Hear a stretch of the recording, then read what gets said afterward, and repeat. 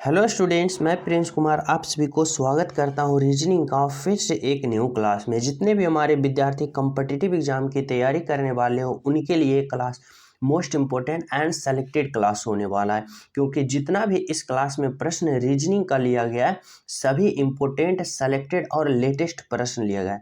Latest प्रश्न यानी वर्तमान समय में और आने वाले समय में आपका एग्जामिनर जिस प्रकार से रीजनिंग का प्रश्न आपके एग्जाम में सेट किया जाता है और आने की 100% संभावना रहता है जो रिपीट होता है, और जो एग्जामिनर का जो रीजनिंग का प्रश्न सेलेक्टेड होता है वही लेटेस्ट प्रश्न कहलाता है। और वही लेटेस्ट प्रश्न आप सभी को इस क्लास में देखने को मिलेगा, जो कि हर चैप्टर से यानी कि हर चैप्टर से रीजनिंग का एक एक प्रश्न इस क्लास में देखने को मिलेगा। और वही लेटेस्ट प्रश्न रहेगा जो आपका एग्जामिनर का फेवरेट होता है और सेलेक्टेड होता है। और साथ में इस क्लास के माध्यम से सिखाया जाएगा कि इस रीजनिंग प्रश्न को, लेटेस्ट प्रश्न को आप लोग कम समय में ज़्यादा से ज़्यादा प्रश्न किस प्रकार सोल्व करोगे वही इस क्लास में सिखाया जाएगा, समझ रहे हो। जिससे क्या होगा, जो कि आपका कॉन्फिडेंस होगा हाई लेवल तक रहेगा और जो सोल्व करने का स्पीड होगा वो एक रॉकेट की भांति होगा। क्योंकि जो विद्यार्थी रीजनिंग का सेशन में कम समय में ज़्यादा प्रश्न सॉल्यूशन करेगा वह किसी भी विभाग का पेपर देगा उसमें फुल बाय फुल मार्क्स प्राप्त करेगा, और जो उसका कॉन्फिडेंस होगा वह अलग लेवल का होगा यानी हाई लेवल का होगा, समझ लो। तो आप सभी को इस क्लास को पूरा देखना अति आवश्यक और अनिवार्य इसीलिए है। तो सभी विद्यार्थी सभी प्रश्न को बारीकता से लगाना, सभी प्रश्न को क्लास में 100% फोकस करना। तो चलो शुरू करते हैं। पहला प्रश्न देखो, अगर एग्जामिनर आप सभी का ऐसा प्रश्न एग्जाम में दे दे तो किस प्रकार सोल्व करना है समझना। देखो पहला प्रश्न क्या कर रहा है एग्जामिनर कि यदि ए का हम 1 मानते हैं, FAN फैन का हम 21 कहते हैं, तो TAP को हम क्या कहते हैं, जो आप सभी को बताना है। यह एग्जामिनर पूछ रहा है। इस चारों ऑप्शन में आप सभी को राइट आंसर बताना होगा। तो देखो अगर ऐसा प्रश्न एग्जाम में डाल दे और एग्जामिनर पूछे तो कैसे सोल्व करना है समझना। सबसे पहले ऐसे प्रश्न को अल्फ़ाबेट पोजीशन लिखना। अल्फ़ाबेट पोजीशन देखो सभी विद्यार्थी को याद होना चाहिए। जैसे कि ए का अल्फ़ाबेट पोजीशन की बात करें तो 1 होता है।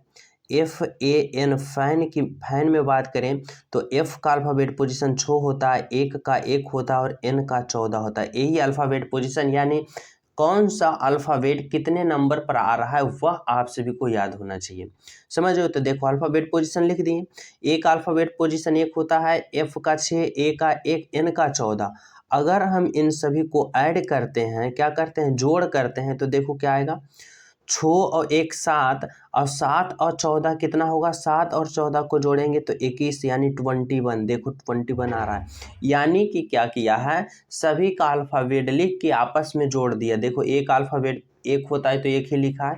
FAN फैन का सभी का अल्फ़ाबेट पोजीशन 6 + 1 + 14 को ऐड कर दिया यानी 21 आ गया। देखो यहाँ 21 लिख दिया। इसी प्रकार से TAP का भी हम सभी अल्फ़ाबेट पोजीशन लिख के जोड़ देंगे तो हमारा राइट आंसर पता आ जाएगा। तो चलो देखते हैं पता करके। तो देखो क्या होगा, TAP है। अब सभी का क्या लिखेंगे अल्फ़ाबेट पोजीशन। तो देखो सभी विद्यार्थी समझना, सभी विद्यार्थी पहले खुद से कोशिश करना सोल्व करने का प्रश्न, समझ लो। और राइट आंसर आप सभी को पता हो तो हमारे साथ कमेंट में करते चलना।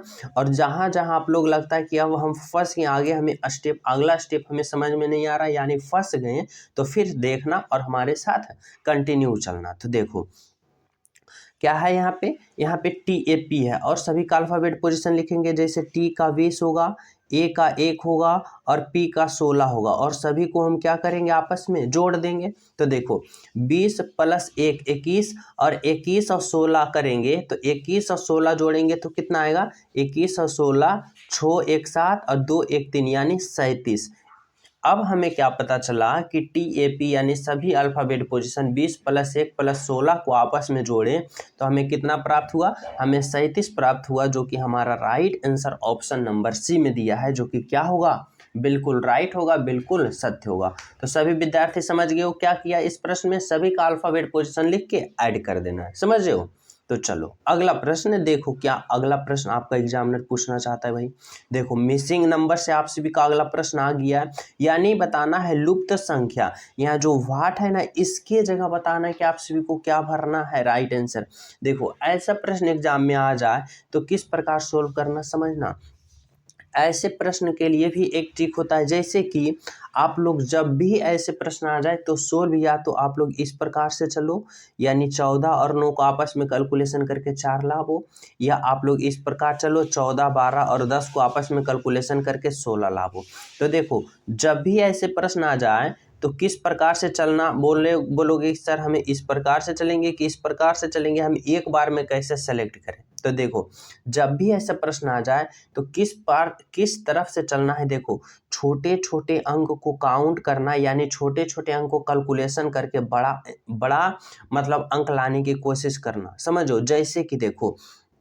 जैसे कि देखो 9 है, 7 है, 5 है, यह छोटा छोटा अंक है, इसका कैलकुलेशन करके क्या ले लाया, 11, यानी बड़ा वाले अंक ले लाया। इसी प्रकार देखो 14, 12, 10 आपस में कैलकुलेशन करके सबसे बड़ा 16 वाले अंक ले लाया।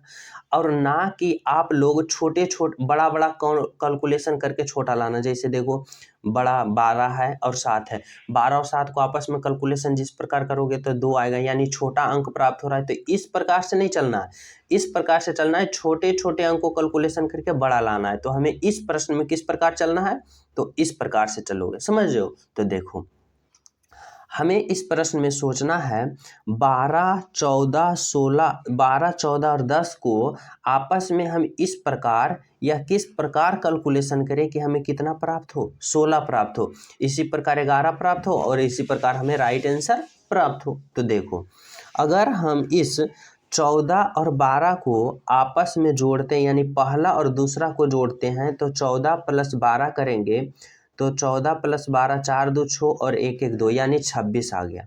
और 26 में फिर हम इस तीसरा अंक को क्या करते हैं, माइनस करते हैं। तो 26 में 10 घटाएंगे, देखो 16, देखो 16 आ गया। अब समझना कि जो मेथड हम इसमें अप्लाई करके 16 लाए हैं ना, वही मेथड इसमें भी अप्लाई करके अगर हमारा 11 आ गया, तभी आप लोग यह मेथड इसमें अप्लाई करके राइट आंसर पता करना। अगर इसमें 11 नहीं आया इस मेथड से, तो इसमें भी यह मेथड अप्लाई नहीं करना, कोई और मेथड अप्लाई करना, समझो। तो चलो अब चेक करते हैं किस में अप्लाई करके। अब अप्लाई करके देखते हैं इसमें कि हमें 11 प्राप्त हो रहा है कि नहीं इस मेथड से। तो देखो इसमें भी क्या करेंगे, पहला और दूसरा अंक को आपस में जोड़ेंगे, तो 9 और 7 को आपस में जोड़ेंगे, तो 9 और 7 16, और 16 में फिर तीसरा अंक को क्या करेंगे, माइनस करेंगे। तो 16 में अगर 5 को हम माइनस करते हैं तो 11 हमें प्राप्त होता है। और देखो 11 यहाँ है, तो जी सर 11 यहाँ है, यानी हमारा जो मेथड है इसमें भी अप्लाई हो गया, इसमें भी अप्लाई हो गया। अब यह मेथड हम इसमें अप्लाई करके राइट आंसर का पता करेंगे, समझ रहे हो। तो चलो देखो राइट आंसर का पता करते हैं। क्या करना है, पहले आपस में दोनों को जोड़ना है।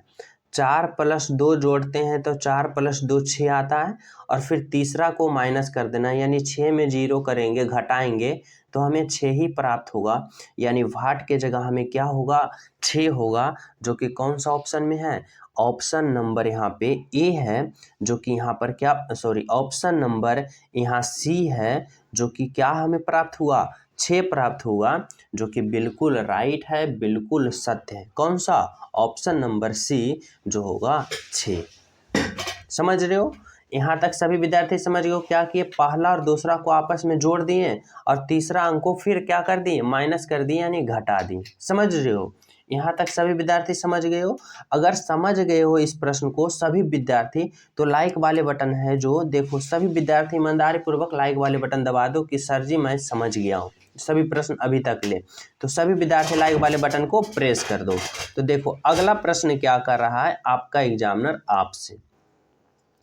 अगला प्रश्न देखो 3 नंबर का प्रश्न है, करा नीचे दिए गए प्रश्न विषम शब्द को पहचान करें। देखो जब भी आप सभी को ऐसे विषम वाले प्रश्न रीजनिंग में आ जाए कि विषम वाले प्रश्न को पहचान करो, तो देखो समझना 4 ऑप्शन आप सभी के पास रहेगा, और इस 4 ऑप्शन में 3 ऑप्शन एक समान होगा और एक ऑप्शन सबसे अलग हट के होगा, वही विषम शब्द कहलाएगा, और वही विषम शब्द को आप सभी को चयन करना। समझ रहे हो? तो देखो सोचना कि आखिर इस चारों ऑप्शन में 3 एक प्रकार होगा और एक एक प्रकार होगा। किस प्रकार से? देखो पोलैंड की बात करें, स्पेन की बात करें और ग्रीस की बात करें, ये तीनों जो देश है यह यूरोप महाद्वीप का देश है। किस किस महाद्वीप का? यूरोपीय महाद्वीप है। लेकिन कोरिया की बात करें तो यह एशिया महाद्वीप में आ जाता है। किस में आ जाता है? एशिया महाद्वीप में आ जाता है। यानी कि option a, option c, option d वाले जो देश हैं यह यूरोप महाद्वीप में चला जाता है और कोरिया वाले जो देश हैं यह एशिया महाद्वीप में आ जाता है। यानी यही एक है जो कि विषम शब्द है और इसी को हमें क्या करना था? पता करना था, चयन करना था, जो हमसे एग्जामिनर हमारा पूछ रहा था। तो राइट आंसर कौन सा क्लिक करोगे? तो ऑप्शन नंबर 20 सेलेक्ट करोगे, जो कि आपका बिल्कुल राइट होगा, बिल्कुल सत्य होगा। समझ रहे हो? तो चलो अगला प्रश्न देखो, 4 नंबर का प्रश्न क्या है, सॉरी 5 नंबर का प्रश्न क्या है। 5 नंबर का प्रश्न देखो, आपका एग्जामिनर आप सभी से क्या पूछना चाह रहा है? पूछना चाह रहा है कि नीचे दिए गए प्रश्न में संबंधित शब्द को पहचान करें। संबंध बताना है, यानी कि आप सभी को सोचना है कि शिक्षक का संबंध विद्यालय से जिस प्रकार होगा, चिकित्सक का उसी प्रकार संबंध किससे होगा। तो देखो भाई सोचना है, किस प्रकार से सोचना है। शिक्षक और विद्यालय में क्या संबंध है? शिक्षक जो कि कहाँ रहता है? विद्यालय में, यानी शिक्षक विद्यालय में रहकर विद्या को क्या करता है? विस्तार करता है, यानी विद्या बांटता है। उसी प्रकार चिकित्सक जो है वह कहाँ रहता है? छात्रावास में तो चिकित्सक रहेगा नहीं, भवन में रहेगा नहीं, घर में रहेगा नहीं। यानी चिकित्सक जो रहता है वह चिकित्सालय में रहता है। कहाँ? चिकित्सालय में, जहाँ उसका वह क्या करता है? इलाज करता है, बीमारियों का इलाज करता है। वही होगा कि हमें पता चला कि शिक्षक का संबंध जिस प्रकार विद्यालय से होगा, यानी शिक्षक जिस प्रकार विद्या को वितरित करता है, विद्या बांटता है कहाँ? विद्यालय में, उसी प्रकार चिकित्सक का संबंध किससे होगा? चिकित्सालय से होगा। यानी चिकित्सक जो है बीमारियों को ठीक करता है कहाँ?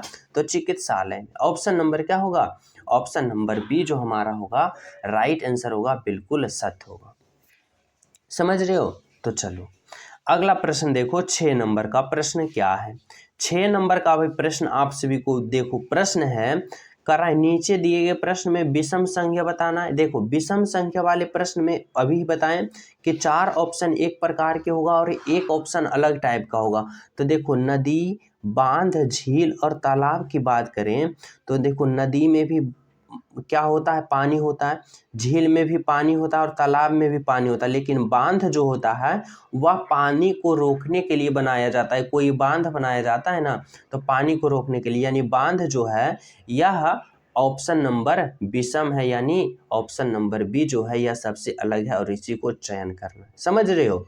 तो चलो अगला प्रश्न देखो क्या है। अगला प्रश्न है 7 नंबर का प्रश्न, जो कि नंबर एनालॉजी का प्रश्न है। आप सभी को बताना है कि 6 का संबंध जिस प्रकार 29 से है, यानी 6 जिस प्रकार 29 आया है कैलकुलेशन करने के बाद, 24 को हम किस प्रकार कैलकुलेशन करें कि इस चारों ऑप्शन में एक ऑप्शन का चयन हो। तो सोचोगे कि 6 को हम किस प्रकार कैलकुलेशन करें कि हमें 29 प्राप्त हो। तो देखो ऐसे प्रश्न को सॉल्यूशन कैसे करोगे, समझना। 6 से हमें 29 लाना है तो सोचना है कि आखिर हम किस प्रकार करें। तो अगर हम 6 में 5 को गुना करते हैं, ऊपर से अपने मन से 5 से गुना करते हैं तो 6 पचे 30 आ रहा है, 30 आ रहा है। लेकिन हमें लाना है 29, तो इसमें अगर हम 1 माइनस करते हैं तो देखो 29 प्राप्त हो रहा है। इसी प्रकार हमें यहाँ लाना है। तो देखो इसमें इस 6 में हम क्या करे थे? 5 को ऊपर से गुना किए थे। तो इस 24 में भी हम क्या करेंगे? 1 मिनट, इस 24 में भी हम क्या करेंगे? ऊपर से 5 से गुना करेंगे। तो 24 पचे 20 से 120 आ रहा है। और फिर क्या किए थे? यहाँ पे देखो 1 माइनस किए थे, तो इसमें भी 1 माइनस करेंगे। तो 120 में 1 माइनस करेंगे तो कितना होगा? 119, जो कि ऑप्शन में कहीं दिख रहा है। तो जी सर ऑप्शन नंबर बी में दिख रहा है, जो कि आपका यहाँ पे राइट आंसर होगा 119। यानी आप सभी को सोचना और समझना है कि जिस प्रकार 6 का संबंध 29 से है उसी प्रकार 24 का संबंध किससे होगा, तो 119 से होगा, जो कि हमारा क्या है, बिल्कुल राइट आंसर है, बिल्कुल सत्य है, ऑप्शन नंबर बी। यहाँ तक समझ रहे हो? तो चलो अगला प्रश्न देखो क्या है। अगला प्रश्न 8 नंबर का प्रश्न। 8 नंबर का प्रश्न देखो क्या आपसे विशेष एग्जामिनर पूछना चाह रहा है। प्रश्न है कि नीचे दिए गए अक्षर श्रृंखला को पूरा करें। बताना है आप सभी को सी से आई और ई से के, जी से एम, जिस प्रकार इस प्रकार से बना है उसी प्रकार इसके आगे क्या होगा, और आई से क्यू बना, के से क्यू बना, एम से इस प्रकार बना, उसी प्रकार यहाँ से किस प्रकार बनेगा, समझो। यानी आप सभी को सोचना है सी से आई, आई से क्यू, उसके बाद क्या होगा, ई से के से क्यू, उसके बाद क्या होगा। ऐसे प्रश्न को, श्रृंखला वाले प्रश्न को सोल्व करने के लिए सबसे पहले आप लोग अल्फाबेट पोजीशन का प्रयोग करना। जैसे कि समझना क्या है, सी है, ई है, जी है, उसके बाद क्या है, आई है, के है, एम है, उसके बाद क्या है, उसके बाद ओ है, क्यू है, और क्या है, एस है। तो देखो इसमें क्या किया है, अगर हम इसका अल्फ़ाबेट पोजीशन लिखते हैं, जैसे कि सी का अल्फ़ाबेट पोजीशन कितना होता है, 3 होता है, ई का अल्फ़ाबेट पोजीशन 5 होता है और जी का 7 होता है, आई का 9 होता है, के का 11 होता है, एम का 13 होता है, ओ का कितना होता है, 15 होता है, क्यू का 17 होता है और एस का 19 होता है। अब देखो, अब समझना कि इसमें क्या किया, अगर हम 3 से 9 की ओर चलें, 3 से 9 की ओर चलें तो प्लस 6 हुआ। इसी प्रकार देखो 9 से 15 की ओर चला तो प्लस 6 हुआ, और 15 से फिर आगे चलेगा तो फिर प्लस 6 करना है। फिर देखो 5 से 11 गया यानी ई से के गया, प्लस 6 हुआ, के से क्यू गया यानी 11 से 17 गया, प्लस 6 हुआ। देखो जी से, यानी जी से 7 से एम गया, जी से एम गया, 7 से 13 गया, प्लस 6, और 13 से 19 गया, प्लस 6। यानी हमें पता चला, क्या पता चला कि सी से आई गया प्लस 6, आई से क्यू गया प्लस 6, और फिर आगे भी जाएगा तो क्या होगा, प्लस 6, क्योंकि सभी में प्लस प्लस 6 हो रहा है। तो देखो ओ का अल्फ़ाबेट पोजीशन 15 होता है, और जब हम 15 में 6 को जोड़ेंगे तो 15 6 21 होगा, और 21 अल्फ़ाबेट पोजीशन किसका होता है, तो यू का होता है। यानी यहाँ पर क्या होगा, तो यू होगा, समझ रहे हो। इसी प्रकार देखो, इसी प्रकार सी से एम चला, यानी ई से एम चला तो ई का अल्फ़ाबेट पोजीशन 5 होता है, एम का 13 होता है, तो 5 से 13 गया यानी प्लस 6 यहाँ भी हुआ। उसके 1 मिनट, हाँ 1 मिनट माफ़ कीजिएगा, ई से के जाएगा, ई से देखो के जाएगा, एम नहीं जाएगा, ई से के जाएगा, ई का अल्फ़ाबेट पोजीशन 5 होता है, और 5 और के का 11 होता है, 5 से 11 गया, क्या हुआ, ई का 5 समझना और के का 11, 5 से 11 गया यानी प्लस 6 हुआ, तभी तो 6 5 11 होगा, यहाँ भी हुआ। फिर देखो के से क्यू जाएगा, क्यू का 17 होता है, तो 11 से 17 गया यानी प्लस 6 हुआ, 11 6 17। फिर देखो क्यू से फिर आगे जाएगा यानी प्लस 6 होगा, तो क्यू का 17 होता है, अगर 17 में हम 6 को ऐड करते हैं तो 17 और 6 कितना होता है, तो 17 और 6 23 होता है, तो 23 में कौन सा होता है, 23 अल्फ़ाबेट पोजीशन डब्लू का होता है, जो कि यहाँ पर डब्लू लिखोगे, समझ रहे हो। उसी प्रकार जी से एम गया, जी का 7 एम का 13, तो 7 और 6 13 यानी प्लस 6 यहाँ भी हुआ। एम 13 होता है, एस 19 होता है, 13 से 19 गया यानी प्लस 6 यहाँ भी होगा, और एस से आगे जाएंगे तो यहाँ भी प्लस 6 करेंगे। एस का अल्फ़ाबेट पोजीशन 19 होता है, और 19 में 6 को जोड़ेंगे तो 19 और 6 25, और 25 जो अल्फ़ाबेट पोजीशन होता है वह 22 का होता है। यानी हमें जो यहाँ प्राप्त हुआ, यू प्राप्त हुआ, क्या हुआ, यू प्राप्त हुआ, डब्लू प्राप्त हुआ और बाई प्राप्त हुआ, जो कि कौन सा ऑप्शन में है, तो you W by option number A में है, जो कि क्या होगा, बिल्कुल राइट, बिल्कुल सत्य, ऑप्शन नंबर ए। अगला प्रश्न देखो क्या है, 10 नंबर का प्रश्न आप सभी का एग्जामिनर क्या पूछना चाह रहा है। प्रश्न है कि नीचे दिए गए श्रृंखला को पूरा करें। इस श्रृंखला में आप सभी को बताना है कि 4 से 8, 8 से 11, 11 से 22, 22 से 25 जिस प्रकार हुआ वही अगला श्रृंखला आप सभी को बताना होगा क्या होगा। तो देखो जब भी ऐसा प्रश्न आ जाए तो किस प्रकार से सोल्व करना, समझना। हमें श्रृंखला वाले प्रश्न में देखना है कि आखिर इस श्रृंखला में हो तो हो रहा है क्या, धीरे धीरे या बढ़ रहा है यानी धीरे धीरे बढ़ रहा है, या धीरे धीरे घट रहा है, या बढ़ घट रहा है, बढ़ घट रहा है, बढ़ घट रहा है। इस प्रकार से सोचना। तो देखो बढ़ घट नहीं रहा है, धीरे धीरे घट भी नहीं रहा है, या क्या हो रहा है, धीरे धीरे बढ़ रहा है यानी धीरे धीरे इंक्रीज हो रहा है। तो ऐसे प्रश्न का सोल्यूशन आप लोग किस प्रकार से करना समझो। देखो 4 से 8 गया तो सोचना है क्या हुआ, 8 से 11 गया तो सोचना क्या हुआ, और इसी प्रकार से देखो क्या होगा। अगर हम 4 से 8 जाते हैं तो गुना 2 करते हैं, 4 गुने 2 8, क्या हुआ, गुना किए पहले, उसके बाद 8 से 11 गए तो 8 से 11 जाने के लिए क्या करेंगे भाई, तो 8 से 11 जाने के लिए हम क्या किए, +3 किए। समझना सभी विद्यार्थी, समझना। उसके बाद 11 से 22 जाने के लिए फिर क्या किए, 11 से 22 जाने के लिए फिर 2 गुना किए। फिर देखो 22 से 11 से 22 जाने के लिए 2 गुना किए। फिर देखो 22 से 25 जाने के लिए क्या किए, +3 किए। यानी इस श्रृंखला में क्या हो रहा है, पहले 2 गुना हो रहा है, फिर 3 जुट रहा है, फिर 2 गुना हो रहा है, फिर 3 जुट रहा है। तो अबरी क्या होगा, अबरी फिर 2 गुना होगा। समझो 4 में 2 से गुना किया 8 आया, फिर 8 में 3 जोड़ा तो 11 हुआ। तो यानी पहले 2 गुना किया फिर 3 जोड़ा, फिर 11 दूनी 22, 2 जोड़ा, फिर 22 3 25, 3 जोड़ दिया, 2 गुना किया 3 जोड़ दिया। तो इस बार हम क्या करेंगे, गुना करेंगे। तो 25 गुने 2 करेंगे तो कितना आएगा, 50 आएगा, जो कि यहाँ पे क्या होगा, यहाँ पे 50 होगा, जो कि आपका राइट आंसर होगा ऑप्शन नंबर बी, जो कि ऑप्शन नंबर बी में 50 दिया है। क्या होगा, ऑप्शन नंबर बी। तो इस प्रश्न में यहाँ पे क्या किया है समझ रहे हो, कि पहले 2 गुना किया फिर 3 जोड़ा और यही सीरीज को रिपीट किया और हमारा राइट आंसर का पता चला। सभी विद्यार्थी समझ गए हो, तो समझ गए तो जो जो अभी तक लाइक नहीं किए हो, लाइक वाले बटन, सभी प्रिय विद्यार्थी ईमानदारी से लाइक वाले बटन दबा दो, समझो। और जो न्यू हो, चैनल पे पहली बार हो, चैनल सब्सक्राइब कर लो। तो चलो अगला प्रश्न देखना क्या कर रहा है एग्जामिनर आपसे। 11 नंबर का प्रश्न समझना, कह रहा है कि जानवर, जमीनी जानवर और समुद्री जानवर, यानी जानवर, स्थलीय जानवर और समुद्री जानवर में आपस में किस प्रकार संबंध बनाना है और किस प्रकार इस चारों ऑप्शन में चित्र के अनुसार संबंध बता रहा है, वही ऑप्शन का चयन करना है। समझो इस तीनों का, इस चारों ऑप्शन में कौन सा ऑप्शन का सही संबंध है, जो आप सभी को समझना और सोचना है। तो देखो यहाँ सबसे पहले हम जानवर के लिए एक गोला बना लिए, जानवर के लिए गोला बना लिए। अब देखो जमीनी जानवर भी जानवर है, यानी जमीनी जानवर भी जानवर के अंदर आ जाएगा, और समुद्री जानवर भी क्या है, जानवर है, यानी यह भी जानवर के अंदर आ जाएगा, यानी बड़ा जानवर के अंदर आ जाएगा। लेकिन फिर सोचना जमीनी जानवर और समुद्री जानवर में कुछ संबंध है, तो हाँ है।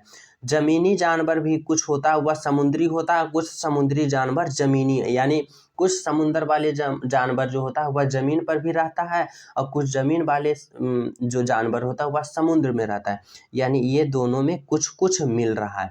तो इस प्रकार से कौन सा फिगर में देखने को मिल रहा है, तो देखो ऑप्शन नंबर बी में देखने को मिल रहा है, यानी बड़ा वाला गोला जानवर के लिए और जमीनी जानवर, समुद्री जानवर का कुछ कुछ संबंध है, जो कि बड़ा वाले गोला के अंदर है, यानी जानवर के अंदर है। जो कि हमारा कौन सा राइट आंसर होगा, ऑप्शन नंबर बी होगा। और आप लोग कौन सा ऑप्शन को चयन करोगे, तो ऑप्शन नंबर बी को चयन करोगे, जो कि आपका बिल्कुल राइट आंसर होगा, बिल्कुल सत्य होगा। समझ रहे हो। तो चलो अगला प्रश्न को देखो, क्या अगला प्रश्न आप सभी का एग्जामिनर पूछ रहा है, प्रश्न नंबर 12।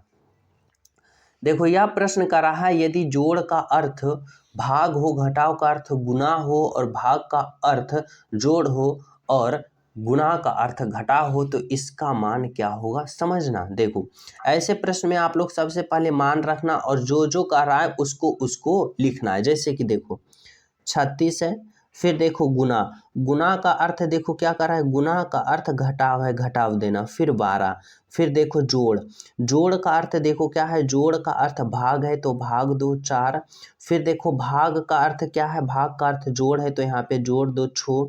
फिर जोड़ का अर्थ देखो तो जोड़ का अर्थ भाग है तो 2। उसके बाद घटाव का अर्थ देखो क्या है, गुना है तो यहाँ पे गुना 2 3। और उसके बाद हमें क्या करना है, कैलकुलेशन करके राइट आंसर का पता करना है, मतलब भाट वाले। तो देखो पहले इस प्रश्न को क्या क्या, क्या करते हैं, ऐसे प्रश्न को पहले क्या करते हैं, पहले भाग की क्रिया, फिर गुना का, फिर जोड़ का, फिर घटाव का, समझ रहे हो, जैसे कि बोर्ड मास से उपयोग करते हैं। जैसे कि देखो 36 होगा, माइनस 12 में अगर 4 से भाग दोगे तो 4 तिया 12 3 आएगा, फिर प्लस हो जाएगा। फिर 6 में 2 से भाग दोगे तो 2 तिया 6 यानी 3 प्राप्त होगा, और फिर यहाँ पे गुने 3 लिखोगे, समझ रहे हो। उसी प्रकार फिर देखो भाग का क्रिया हो गया तो इस बार क्या करेंगे, गुना का, तो 36 माइनस 3 और प्लस, और 3 गुने 3 क्या करेंगे, 9 करेंगे। अब क्या करेंगे, जोड़ेंगे, गुना का भी हो गया, अब जोड़ का करेंगे तो 36 प्लस 9 करेंगे और माइनस 3 करेंगे। तो देखो 36 और प्लस 9 करेंगे तो कितना होगा, 9 6 15 यानी 45। 36 प्लस 9 कितना होगा, 45 होगा। और फिर 45 में अगर हम 3 को माइनस करते हैं तो कितना हमें प्राप्त होता है, 42 यानी 42। यानी इस प्रश्न को अगर हम सोल्व करते हैं तो हमारा राइट आंसर होगा 42, जो कि ऑप्शन नंबर डी में दिया गया है, जो कि बिल्कुल राइट है, बिल्कुल सत्य है। ऑप्शन नंबर क्या, ऑप्शन नंबर डी। सभी विद्यार्थी समझ रहे हो। तो चलिए अगला प्रश्न पर। तो देखो अगला प्रश्न क्या है, अगला प्रश्न देखना 13 नंबर का प्रश्न। 13 नंबर का प्रश्न आप सभी से पूछना चाह रहा है कि दिए गए प्रश्न में विषम आकृति को पहचान करें। विषम आकृति यानी आप सभी को इस 4 ऑप्शन दिया गया है, 4 आकृति, और 4 आकृति में 3 आकृति आप सभी को एक समान होगा, और एक आकृति जो होगा वह सबसे अलग होगा, और वही सबसे अलग आकृति का आप सभी को पहचान करना है। तो देखो कैसे सोचना ऐसे वाले प्रश्न में। अगर प्रश्न 1 में देखें, ए में देखें, बी में, सी में, डी में देखें, तो सभी प्रश्नों को कुछ कुछ छोटे छोटे खंडों में विभाजित किया है। तो चलो खंडों को पहले काउंट करते हैं। तो देखो इसमें 1 है, 2 है, 3 है, 4 है, 5 है, 6 है। इसमें छोटे छोटे खंड 6 हैं। इसमें 1 है, 2 है, 3 है, 4 है, 5 है, 6। इसमें भी 6 है। इसमें देखो 1 है, 2 है, 3 है, 4 है, 5 है, 6 है। इसमें भी 6 खंड है। और ऑप्शन नंबर डी में देखो 1 है, 2 है, 3 है, 4 है, 5 है। यानी हमें इससे ही पता चल गया कि ऑप्शन नंबर ए में 6 खंड है, ऑप्शन नंबर ए में 6 खंड है, ऑप्शन नंबर बी में छोटे छोटे खंड 6 है, ऑप्शन नंबर सी में छोटे छोटे खंड 6 है, लेकिन ऑप्शन नंबर डी में छोटे छोटे खंड 5 है। यानी सबसे विषम जो है हमें ऑप्शन नंबर डी है, जो कि हमें राइट आंसर का चयन करना है ऑप्शन नंबर डी को। जो कि आप सभी विद्यार्थी किस ऑप्शन की ओर चलोगे, तो ऑप्शन नंबर डी क्लिक करोगे, जो कि आपका बिल्कुल राइट आंसर होगा, बिल्कुल सत्य होगा। तो आप लोग किस प्रश्न की ओर चलोगे, ऑप्शन नंबर डी। समझ रहे हो। तो चले अगला प्रश्न पर। तो देखो अगला प्रश्न क्या है, 14 नंबर का प्रश्न। समझना क्या आप सभी का एग्जामिनर पूछना चाह रहा है। देखो प्रश्न है 14 नंबर का, करा नीचे दिए गए प्रश्न आकृति में कौन सा उत्तर आकृति पूरा करेगा। यानी आप सभी को बताना है कि ये आकृति का संबंध इस प्रकार से है, उसी प्रकार इसका संबंध कौन सा ऑप्शन से होगा। तो देखो हमें देखने के बाद पता चल रहा है, इस आकृति और इस आकृति का देखने के बाद पता चल रहा है कि इसका जो आकृति बना है वह मिरर दर्पण, यानी कि यहाँ पे दर्पण लगाया है तो ऐसा प्रतिबिंब बना है। यानी मिरर दर्पण में किस प्रकार प्रतिबिंब बनता है, दाएं वाले प्रतिबिंब बाएं वाले में और बाएं वाले दाएं में। यानी कि देखो इसमें अगर यहाँ पे मिरर लगाया है तो इसका प्रतिबिंब देखो जस्ट उलट गया है, यानी क्या हो गया, दाएं वाले बाएं में चला गया, बाएं वाले दाएं में। जैसे कि देखो यह तीर बीच वाले में, यह जो तीर है यह इस प्रकार से था, लेकिन इस आकृति में यह इस प्रकार से आ गया, यानी उलट गया, दाएं वाले बाएं, बाएं वाले दाएं में। समझ रहे हो। उसी प्रकार से देखो कि यहाँ जो इस प्रकार से तीर था जो इस प्रकार आ गया, यानी कि समझो इस प्रकार से था जो इस प्रकार आ गया, उसी प्रकार देखो हम इस आकृति में अगर यहाँ दर्पण लगाएंगे तो इसका प्रतिबिंब किस प्रकार से होगा। देखो दाएं वाले बाएं में चला जाएगा, बाएं वाले दाएं में, तो देखो यह किस प्रकार हो जाएगा, त्रिभुज, तो त्रिभुज ही रहेगा, और बीच वाले में यह बीच वाले में ही रहेगा। लेकिन इसका जो ऊपर वाले पताखा इस प्रकार से है, वह किस प्रकार से हो जाएगा, वह हो जाएगा किस प्रकार से, इस प्रकार से, यानी कि इसका मुंह इधर है तो इसका मुंह इधर हो जाएगा, और नीचे वाला का मुंह देखो किधर हो जाएगा, इधर है तो इसका मुंह इधर की हो जाएगा, समझना।